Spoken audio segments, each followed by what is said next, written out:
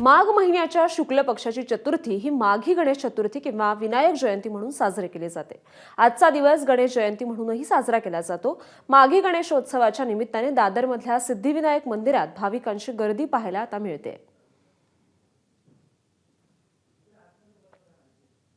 शुक्ल पक्षाच्या चतुर्थीला विशेष स्थान जे ते हिंदू कथा आणि पुराणांमध्ये या दिवशी माघी गणेशोत्सव जो आहे तो साजरा केला जातो। मी सध्या सिद्धिविनायक मंदिरामध्ये आणि माघी गणेशोत्सवाच्या अनुषंगाने आज मंदिरात विशेष अशी फुलांची सजावट आणि आरास जी आहे ती आपण केलेली सगळीकडे पाहायला मिळते। सकाळपासूनच भाविकांच्या रांगा ज्या आहेत या ठिकाणी आलेल्या पाहायला मिळतात। या सगळ्यात महत्त्वाचं म्हणजे की या गणेशोत्सवाला माघी गणपती म्हटलं जातं, कारण की माघ महिन्यात साजरा केलेली ही गणेश जयंती असते आणि त्याला म्हणून माघी गणेशोत्सव सुद्धा म्हटलं जातं। या सगळ्यात महत्त्वाचं म्हणजे की शुक्ल पक्षाची चतुर्थी जी चतुर्थी असते त्या दिवशी हा संपूर्ण उत्सव जो आहे तो साजरा केला जातो।